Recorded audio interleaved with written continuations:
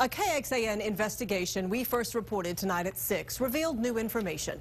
It involves renters at an affordable housing complex in South Austin on Slaughter Lane, just west of South 1st Street.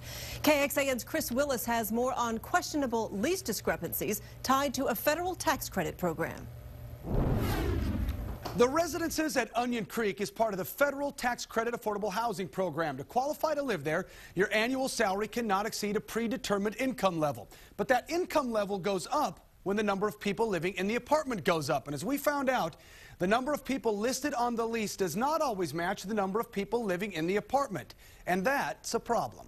When the calls came into our KXAN tip line, we went to the residences at Onion Creek Apartments to investigate. Mold was growing inside the bathroom as well as in the bedroom on the walls. Oh, we're going to work on it this week. Oh, we're going to let you know sometime. We're going to talk to our adjusters. We walked into an apartment and turned off his AC. Stacy Conley is the former property manager. She says she was fired June 21st after just 10 weeks on the job. In fact, she says the residences at Onion Creek have gone through several managers in the past year. In addition to being fired, Stacy is now also facing eviction. Obviously, something's not right. But when we talked to Joshua Bevan and his wife Danielle, something seemed out of place. Danielle showed us the lease when she first moved in back in January of 2010. Through a power of attorney, she also signed her husband's name. He was still in Afghanistan fighting the war on terror, but was coming home to be with his wife in a few weeks. Her name is on the lease, and so is her husband Josh and their little boy. But two other people are also listed on that lease as residents of the apartment. People who have never lived in that apartment, not a single day. They told me, well, you make too much money, and I had my sister-in-law and my brother-in-law were with me, and they said, well, we can just add your sister-in-law and her baby, and then you can get an apartment here. Sure enough, Danielle's sister-in-law, Keely, is also on that lease, and so is her baby. Their names, she says, typed in by the managers when the lease was filled out.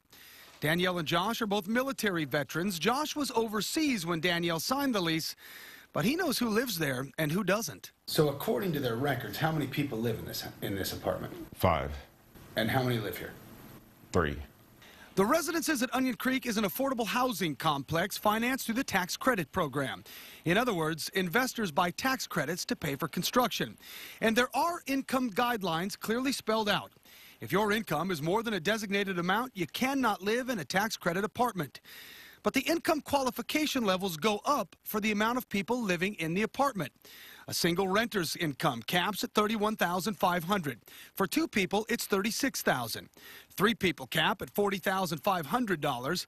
And for a family of 4, the income cap is $44,940. And with 5 people on the lease, the income requirement stands at $48,540.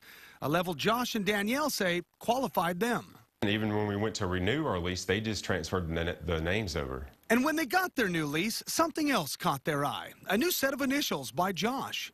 Initials he says he didn't write. The extra person listed on the lease, Josh and Danielle's sister-in-law, also appears to have signed it this time. Tough to do since she's never lived there. That, according to Josh and Danielle, is not her signature. And we're not the only ones who noticed. There's initials on that. There's initials on that. The third file is like yours. No initials. We took our cameras to Travis County Civil Court Precinct 4 during some residences at Onion Creek eviction cases. The sitting judge pointed out the same type of discrepancies on the leases. There is somebody that's switching out the first page of these rental agreements when they want to.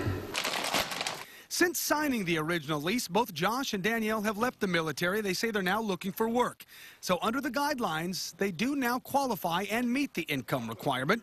Still, the names of Danielle's sister-in-law and baby remain on the current lease. The Texas Department of Housing and Community Affairs is the regulator and oversight monitor of the tax credit housing program. It has been called the most successful affordable housing program on the planet. Millions of dollars are pumped into the economy, countless jobs are created, and the units are always some of the nicest. The properties do have federal and state conditions and guidelines they must follow, and the TDHCA monitors those conditions and guidelines with a busy enforcement team. Our objective is to make sure that the property is operated in a fully compliant manner and that the tenants, the people that are paying the rent, paying the utilities, living there, are getting the full benefit of the bargain. The owners of the residences at Onion Creek are also the property managers, doing business as New Rock Management. KXAN has repeatedly tried to contact representatives from New Rock Management and the residences at Onion Creek. We've called the local office and we were hung up on. We've also left messages with the manager of New Rock and with the owner of the company in Georgia. No one has responded. If or when they do, we will bring you that response and we'll continue to cover the eviction cases moving through the Travis County courts. Back to you.